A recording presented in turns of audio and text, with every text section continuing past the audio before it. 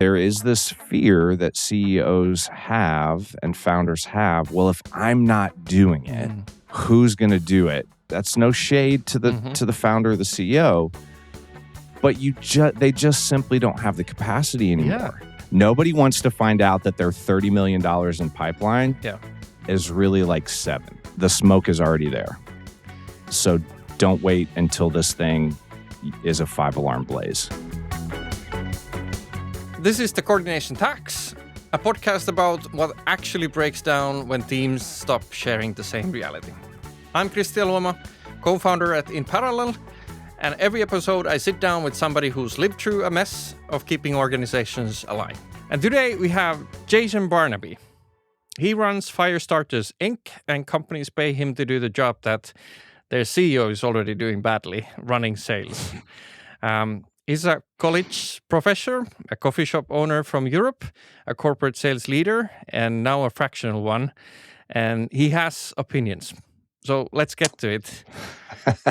Welcome for the show. I love that. Thank you, Christian. I love the way you framed that too.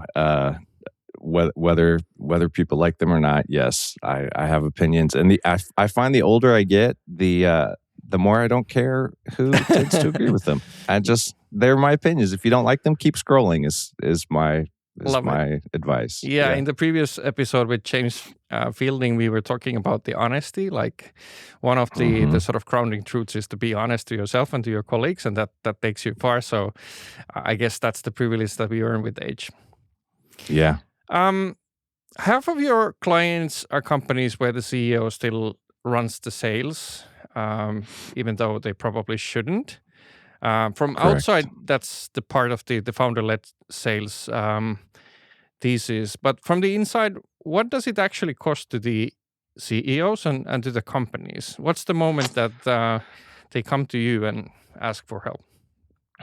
Well, I hope that the moment that they come to me is before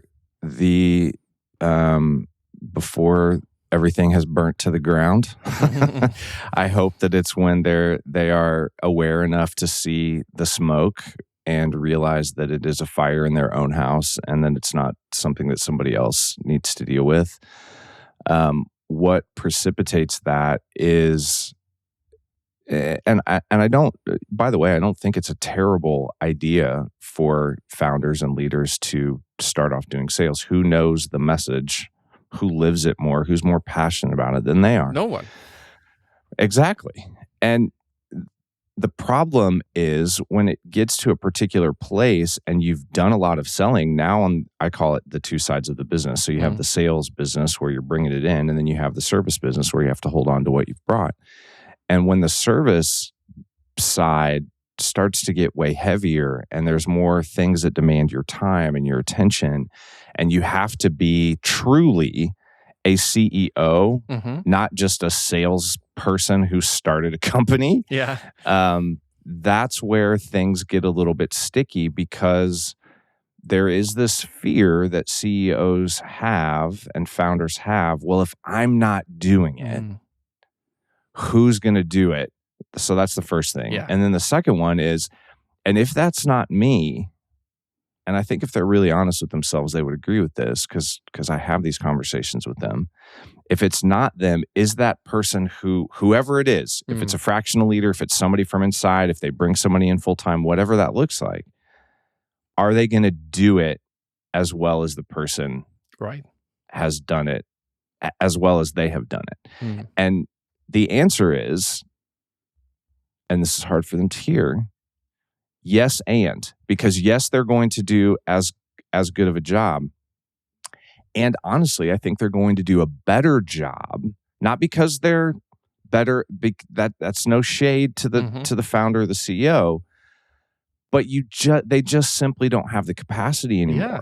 And so I'm going to come in, and what's crazy for them to realize and to understand, and they see it very quickly, is that I can spend 8 to 12 hours a week and be more successful and get more progress and get more output and data and move opportunities further down the line than they could in their 40-hour work week. Because in that 40-hour work week where they think, well, I'm running sales, they might be doing it for like 2 hours. Absolutely.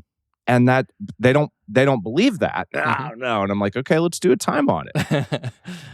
And that's very, very very eye-opening. And quite honestly, to date, the best fractional sales client that I had brought me in and said, I know I'm doing a disservice to the team. In fact, I haven't even had our sales team meeting for the last 5 weeks because I knew I was bringing you in, which I was like, okay, but that's still 5 weeks. We could have done something. Yes. But anyway, we're not going to debate that. I'm happy that I'm here.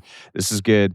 But he said, he said, in my opinion, and what I'm telling the rest of the company is that you're my VP of sales. Right. And so, and that is a leadership position. As such, we have a leadership meeting every Monday for 2 hours. And I would love for you to be a part of that. He said, you don't have to come to any of those meetings, but I would love it for you to be a part of as many as you want. I think I missed 2 in the year that I had, and it was because I was traveling or on vacation. Right. And the next really awesome thing was he came to the very first meeting. He introduced me. The next week, he happened to be leaving the room where the sales team met, and he was coming down the stairs and I was going up the stairs, and he looked at me and he goes, I'm not planning to be in the sales meeting today. And I said, good, because you weren't invited. And he goes, I love that. and he was able to go off and do that thing. And honestly, again, it's the letting go of the thing enough to realize that it's not going to fall to the ground and smash into 1,000 pieces. And really what I'm able to do is give these very busy executives about a week of their life back a month. Yeah. That's amazing. On average. So, Jason, the reason why I wanted to have this conversation was that, you are an author on sales, and you run a podcast around sales. I believe it's titled Sales Spark. Anybody can subscribe and listen to further episodes on the sales. But on the coordination tax, we're trying to X-ray how the organization functions and doesn't function, and where do we have the gaps with shared reality. And I myself am not a sales professional, but as a founder of the company, obviously, I get to interact with sales a lot. And what I've come to appreciate is that it truly is the nucleus for any company to succeed in so many ways. Absolutely. And there's touch points between marketing, customer success, legal, HR, all of the entities. Sure. There has to be breakdown points when it comes to coordination. In your opinion, when you diagnose companies, you take over the CEO's role as a fractional sales leader, what are the typical breaking points? I would say one of the biggest ones that I see, and I wouldn't say it's necessarily with a particular department or a particular area of the company or even a particular focus. I would say one of the biggest things that I come in to help work with and where I see things fall apart is when you have somebody who is a busy founder who's trying to, put on all the different hats. One of the biggest places that I see is the access to leadership, because they're just not available. Right. And so you have this, I've come into multiple companies and I say, so what are we doing here? Well, I've asked so-and-so about that, but I can't get on their calendar, or they've ghosted me for 2 or 3 meetings, or they've canceled at the last minute, or they've, whatever it happens to be. And there is no, there's no, a lot of times when I come in, they kind of just hand you this, it's kind of like a kid's toy box, that's just got stuff thrown, and they're like, here, you take this now. And it's like, well, now I got to figure out what I have in front of me. Right. And then I got to figure out what to do with all the different things. And so that tax that you're talking about is just, who even needs to answer some of these questions? Because what has happened as the company has continued to grow is that people that used to be in roles that you're like, oh, well, I'll call so-and-so. Well, so-and-so might not be doing that anymore, Right. or so-and-so is phasing out of that job, or so-and-so is in the middle of the busiest time of retention of the year and has no time for you. And to your point about it being the nucleus, about sales being the nucleus, is if things can't get back to the nucleus starts to shrivel. Right. It's not being fed. And so one of the big places that I see this fall apart is, so what is our plan now that I'm here for who goes to whom to talk about whatever? They're like, oh, well, just talk to so-and-so. They'll get you to where you need to go. Well, okay, but so-and-so's on vacation for the next 2 weeks. So what do I, and nobody's, and they're like, because I get handed the toy box and they're quite happy to just hand it over. Yeah. Off they go. Yeah. Yeah. Like I don't even know what some of these toys are. You'll figure it out. Like now that I've got somebody in the seat. So a lot of it is what's the process? And I use this I think this is applicable. I use this on both sides of the sales process as well. What is our internal process for figuring out when we've got this kind of a deal? If it's at this level, who do we call? What does that look like? Who weighs in? Right. And I'm working with a client right now that they have somebody who came in. So I'm working more just individually with some of the salespeople. But they've brought in a new person to be responsible for sales, and this person wants to get their hands on everything. So they have decided they want to approve every quote that's going out the door. Right. From a $500 PO to a $500,000 PO. Sounds like a bottleneck to me. It's a bottleneck with a cap on the top. I mean, even when you get out, it's like, well, okay, well, now what do we do? And it's interesting to me, and I learned this from a friend of mine. When you're talking to your clients in a sales world, and let's say you've given the presentation, you've done all the things, and they say yes, yeah, we want it. Right. Well, a lot of us make the assumption that means, okay, great, I'm going to send the PO over. I'm going to send the contract. You're going to sign this. We're up and running in like 3 weeks. Not true. No. Yeah. A lot of times it's a 3 month, it's a 6 month, it's approvals upon approvals upon approvals. And when we don't know what that process looks like on their side, then what happens? We get pressure from where's this deal? I thought they said yes. It's like, well, I thought they did. I've been emailing them. But if they know that it's a 6 month process and you're banging on their email box, when are we going to sign the contract? And they're like, that's not for like 3 months. You're not priority. There's so part of it is, there's a lot to unpack what you there said. Like I'm hearing that like essentially one part of post-diagnosis, you are mapping the process and helping everybody live up to that process. And there's a shared context that you kind of have to build. What is the deal flow? What is the process? What are the approval limits? Right. And I have a thesis that like that's, impossible for humans to maintain. Because humans are inherently lazy and forgetful and not extremely efficient and precise. Agreed. What are some of the ways that you have been able to rectify that? Like, obviously, introducing a process and communicating and oversight is one, but do you see the same way the challenges in process management? Yeah. Well, the other thing about humans that I would add is they're also, or they can be, very territorial. Right? So I don't want to tell you that thing that you want to know, because if I tell you that, then why am I here? Yeah. Why do I need to be I have to be at the meeting because I have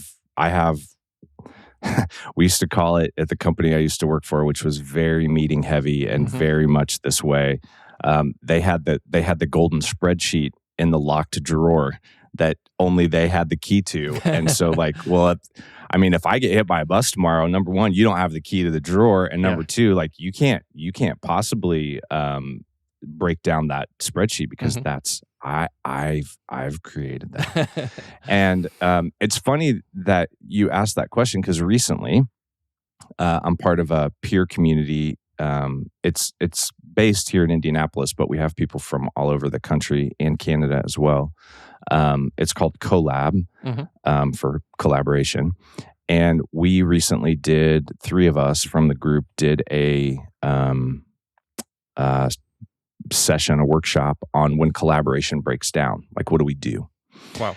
And one of the people in our group is very AI focused and uses, these automation tools. So we actually used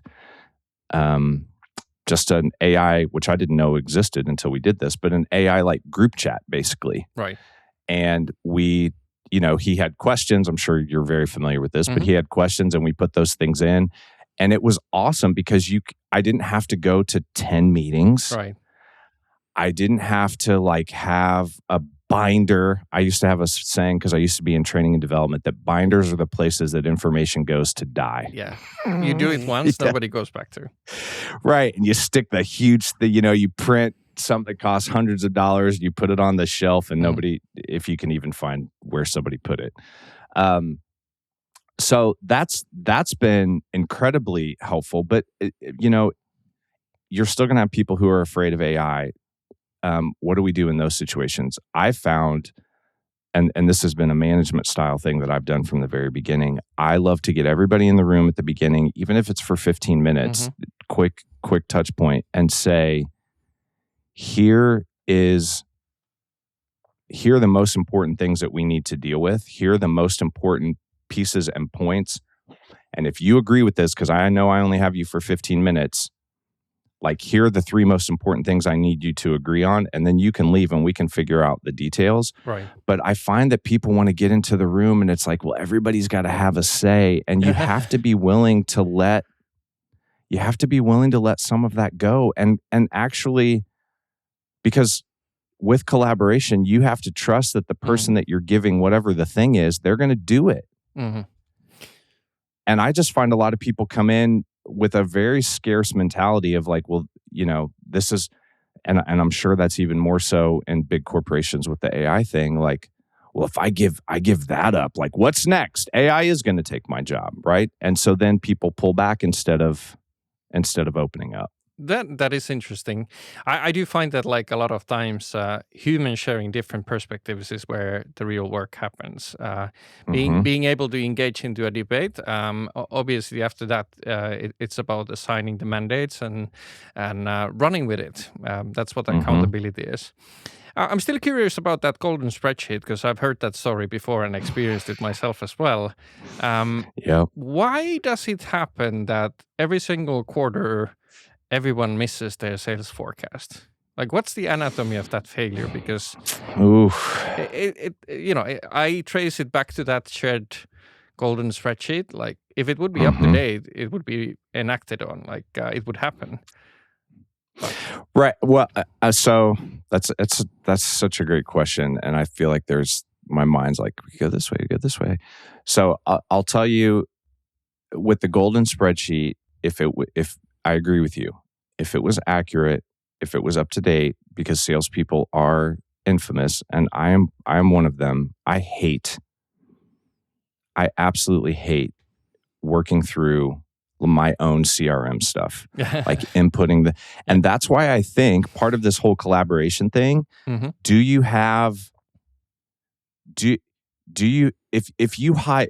most sales teams hired one sales enablement professional instead of because they think, well, the more reps we have out in the world, the more we're going to be killing it. So we're not going to pay for an internal resource. I'm telling you what, if you paid for that internal resource and they were the people who were the keepers of the data, you would see an increase in sales within 1 quarter. I believe that. And why is that? Well, like, does it give better focus? Does it give better? It goes back to the whole StrengthsFinder idea that that most salespeople are terrible at the details and the execution part of that CRM. So why do we want to block 4 hours on their calendar a week to have them sit in a painful situation to painstakingly, input this stuff in when that's 4 hours that they're not out face-to-face with customers where they're going to be great. And those sales enablement people, I'm making a generalization here, not always, but most of the time, don't want to be out in front of customers at all, which is why they love to do sales enablement. So give them that task to go do that thing. But here's the other thing, Christian. I think the biggest problem of why these folks miss the forecast is because what's on the golden spreadsheet isn't true. Right. Because when you do and this is one of the things that I will do when I come in, because nobody wants to find out that their $30 million in pipeline is really like 7. Yeah. And what happens is when I get into, so I'll give you a real life example. I got access to a client's CRM. The owner of the company was not there when I started. He already had planned a vacation, but he's like, I'll have somebody true to his word, which was great. I did get all the access that I needed. So I got in and I started running some reports. And I said, how stringent are you? How strict are you on what goes into your CRM? And his answer told me everything and I already knew the answer, but his answer told me everything I need to know. His answer was, what do you mean? And I said, well, what if I told you that I ran a report today for and at the time it was about $20 million in pipeline. And I said, what if I told you that I ran a report today and of that $20 million in pipeline, about $10 million of those opportunities all have close dates that are in the past. Oh my God. Yeah. And some of them have close dates between 6 and 12 months in the past. Oh, wow. And he was like, what? Clearly he hadn't run that report. And again, I get it. That wasn't his skill set. Of course. My co-founder, who is more inclined to sales and has been running go-to-market in several organizations, he often likes to remind me about the stages. Like you're not in negotiations until you're redlining a contract is one of the famous things that he says to me. That's a good one. Do you see that also, like soft pipeline in different just classification systems for stages? Oh, absolutely. I've come in and people will have a CRM and I'll say, okay, well, do you have stages? And well, of course we have stages, and they'll grab the marker and they'll, here it's opening meeting, it's, proposal, it's, all these things. And I say, okay, so what are the gates? And same answer. Right. What do you mean? What do you mean? Yeah. So it's very human. So we've talked about human laziness and human interpretation and the skill sets. One of the famous things that you do in sales coaching is Enneagram lens. I'm sure a lot of CEOs are suspicious when you walk into the room and start to talk about personalities. Can you elaborate a bit, like why do you find understanding the humans an integral part of coaching? Oh, I could talk about this all day long. It's number one, because let me back up. So I have a thesis as well. I have a theory that says that salespeople are highly resourced and well paid. Yeah. And they are some of the most underdeveloped and loneliest people in the business world. Because especially if they have had any kind of success at another company, you get hired based on your past experience. So we bring these people in and go, oh, well, you crushed it over there. Just keep crushing it. Go hit your goal. Yeah. And the other thing, which is, we all know this if we're in sales, what's your reward in sales if you're successful? a higher goal next quarter. Yeah. so it's like, yeah, let me be successful and all what have you done for me lately? The reason that I find this to be so unbelievably important, and especially when I look through the lens of the Enneagram, and that is because number one, it tells us what our core drivers are. A lot of people think, well, you're in sales, you're motivated by money. Not true. You'd be surprised. It sometimes it's just being at the top of the scoreboard. Sometimes it's recognition. Sometimes it's President's Club. It's not always the money thing. Sometimes it's just how am I perceived within the company. But the second thing for me that the Enneagram does, it's really important, and this is where I see sales teams fall apart, is it shows you, it exposes to you and to your team how you behave when you're stressed. And these are the types of conversations that we are not having at work. And I'll give you a really quick real life example. When I learned about my Enneagram stress response, I did not know what it was at the time. I was in my mid-40s, and I'm a pretty big picture, don't like to get in the weeds kind of guy. Right. But when I get stressed, I get really in the weeds and I get really micromanaging. Oh, wow. And I did not realize that about myself, though I had done it for 4.5 decades of my life. And a couple of years ago, I was having a conversation with the guy that I'm still friends with that used to be on my sales team. And we were talking about the Enneagram and the stressing. And he goes, oh my gosh. He was like, got really animated. And I said, what? And he goes, he's like, you probably don't remember this. And he told me this story about how I came into the office one day. Everybody else was at their desks. He was the first person that I saw, and I gave him some really micromanaging tasks to do. Yeah. And he goes, for 3 weeks, Jason, I thought, does Jason not like me? Is he not happy with what I'm doing? Do I need to get a new job? I had no idea that this had an impact on him. And so what I find fascinating about the Enneagram, especially with you find a lot of threes, the Enneagram 3 in sales. Right. They're the achiever. They're the doer.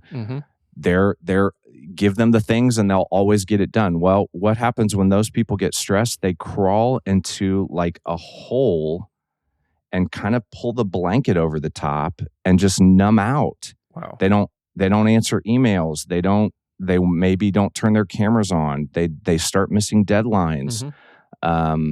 Their stress makes them go quiet.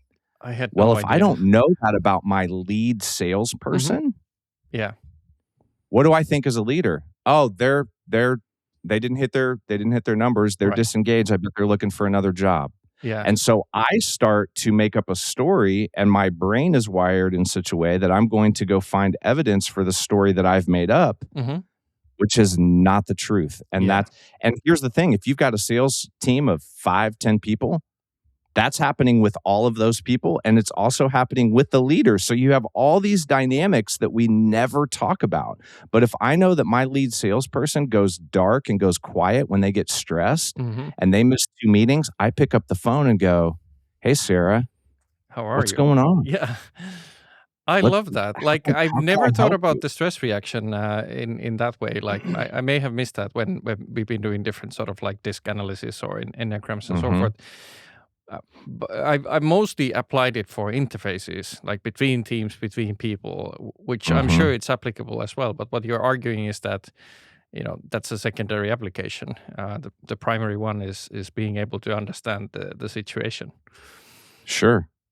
And I will say that one of the things that I do is I come in and I do an individual debrief with each person so they understand themselves, which I think, again, you would think salespeople have a really good understanding of this. They don't, because they're not well developed. So that's one thing. And then 2, I will do it with the whole team. Right. And you should see the light bulbs go on above people's heads when they go, oh, that's why you ask 1,000 questions when you get super stressed, because you're like holding on really tight. Oh, that's why you're just like, I don't want to debate this anymore. I just want to go do something. Right. Oh, that's why you don't answer my phone calls or emails for 2 weeks, because you've crawled into a hole. Then now suddenly it's, you hear this phrase, I know we say it a lot here, like it's business, it's not personal.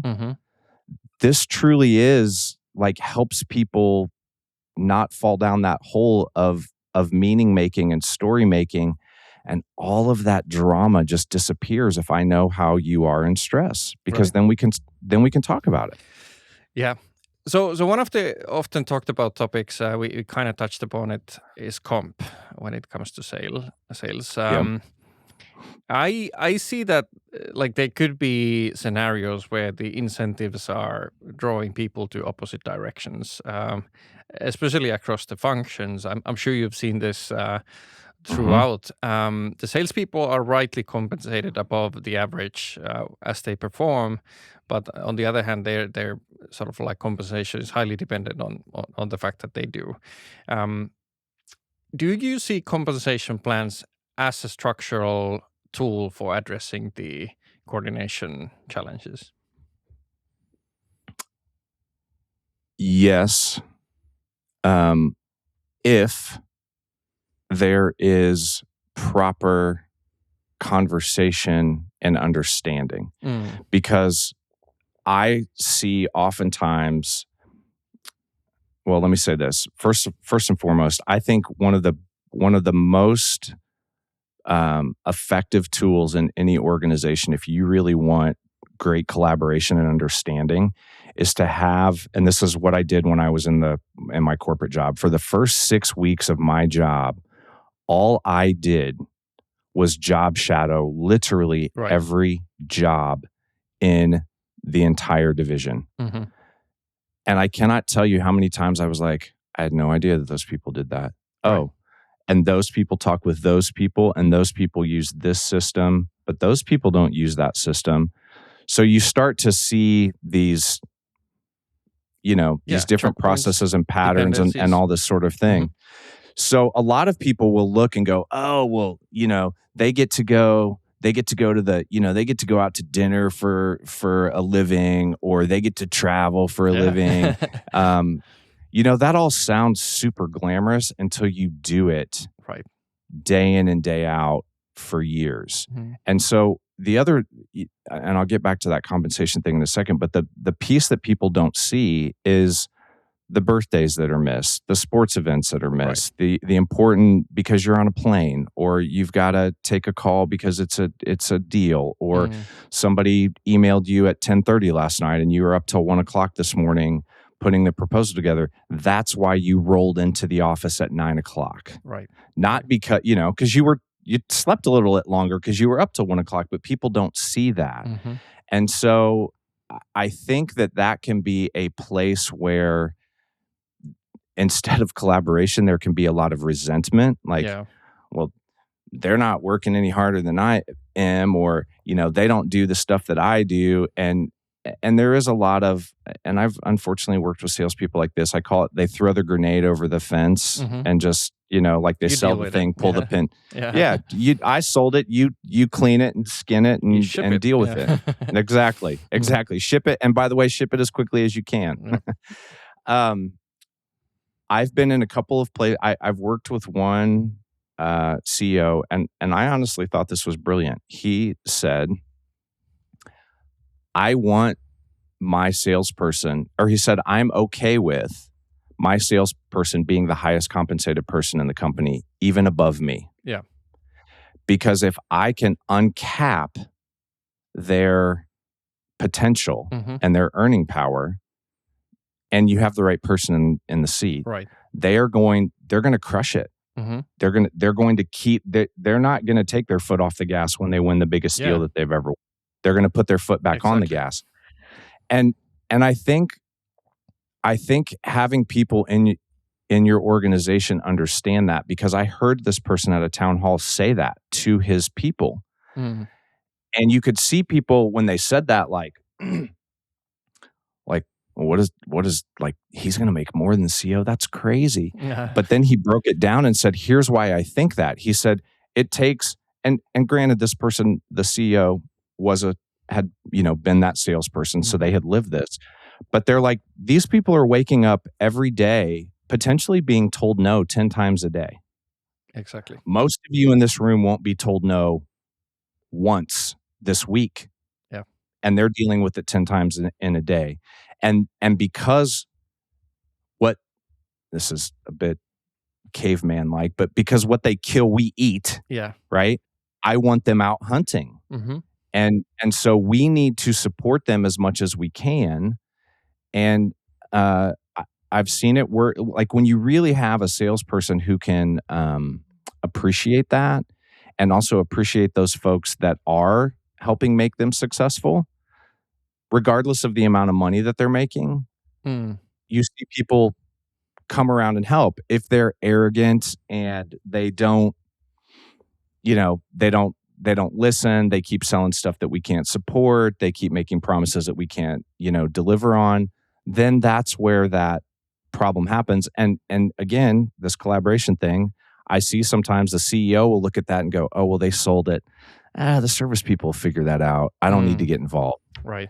And that's where collaboration, to use my language, that's where a small fire is starting that's going to burn down the house if you don't deal with that smoke that's coming from that. Well said. Well said. I want to touch upon one more deeper topic. You've been talking a lot about depression, and you've already painted a picture about salespeople as humans, as they are. Everybody in the organization is a human. What have you learned about that topic when it comes to how sales leaders treat their team as humans?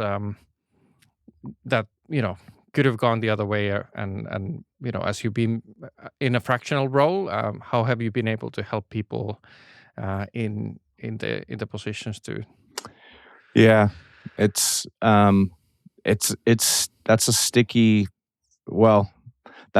question for some. What I'm realizing in my life, I've had I won't go into all the details, but 22 and 23, I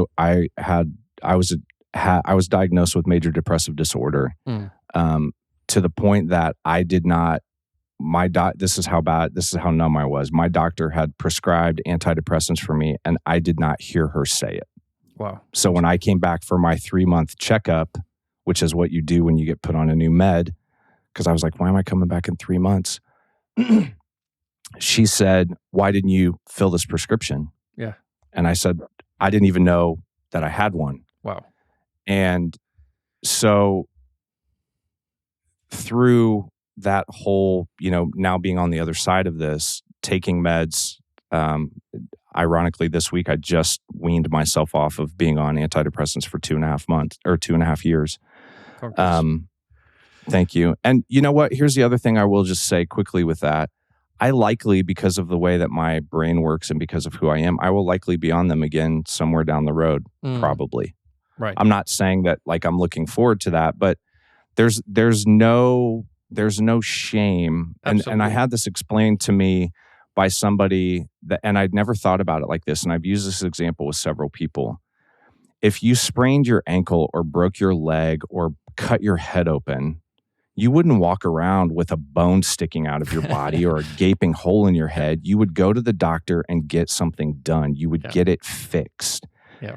And it's no different with mental health. The problem is, especially in the world of social media and scrolling and comparisons all the time, we think everybody else has it together. Yeah.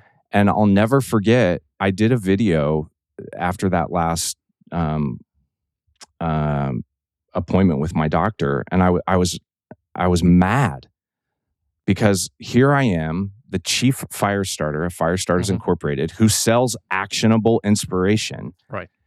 And I actually had the pill bottle in my hand when I was doing the video, and I said, and I have to take these stupid meds. I didn't want to. I wasn't super excited about it. I still don't love the idea that that's, for whatever reason, that's the way that my brain works. And That is the way that it is. And what I found with salespeople, especially, because you have to be on all the time, right, in front of clients, yes, even in front of clients, in front of your teammates, because I'm always in competition with those folks. I have to be on in front of the rest of my company because I want them to have confidence in me and that I'm doing the thing that they want me to do. So we don't talk about it. right. And what I've been able to do in my own journey, and it happened this week. I did a post because May is Mental Health Awareness Month. So I did a post earlier this week and wound up getting a direct message from a guy 2 days ago that said, "Hey, I want to reach out," or, he just connected. And I always do a thing where I'm like, why did you connect? And he said, because you were so transparent about your struggle with mental health. And I have to tell you, when that first happened, I didn't want to tell anybody. I wanted to crawl in a hole and pretend that it didn't exist. It was embarrassing. There was a lot of shame that I carried with that. And what I've realized, and I'm to the point, Christian, where like I'm an open book, and I'll tell you all about it. Right. And what I get reminded of often, because I do say it so much, I'll get into some of these corporate situations where I'll share and people will be surprised because that's not the culture and they don't talk about things like that. But what I am finding is me sharing my own story, and that's what this gentleman said that connected with me. He said, you sharing your own story gave me courage to reach out to you. Yeah. And he said, I've been on a similar, I've been on a similar journey. I've had similar struggles.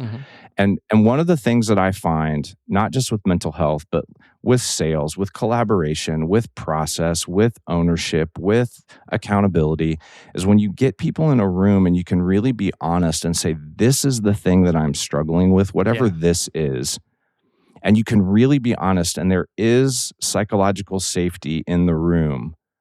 What I find is that other people around the table will all go, oh, me too. So true. And you see it's a whole body experience. It's like this, like I can let my guard down. I don't have to be like, so tensed all the time. And it's like, oh, you do it. Oh, then I'm not alone. Oh, that feels it just feels good to know that I'm not alone, that I'm not the only one struggling with this. And especially in sales, when you're supposed to have it all together, when you're supposed to be crushing your goals, when you're supposed to be at the top of the leaderboard, when you're on all the time, like, what do you mean you're depressed? Well, guess what? Like, yeah, you do seven demo meetings a week or whatever, but the rest of that time you're probably spending by yourself. Sales can be very, very lonely. Well said. And I know from my own experience, if I spend time up here by myself for a long time, it doesn't end well. I agree. Jason, that's so inspirational. It reminds me of my favorite quote from a Finnish president of the past, which goes something like, the beginning of wisdom is honesty, recognizing the facts. And I think that's exactly what you're saying. Unfortunately, it's time for the last question. So someone listening here is the CEO of a 50 to a 500 people company. They're swamped. They're feeling the coordination tax in their role, no longer able to run the sales as they would want to. What's the one thing that you would advise them to do, apart from calling up Jason Barnaby for help? I think a very simple piece that they could do is do a time audit. Be honest with yourself. And I mean, like, really pull out your calendar and look at this. Do it for a week.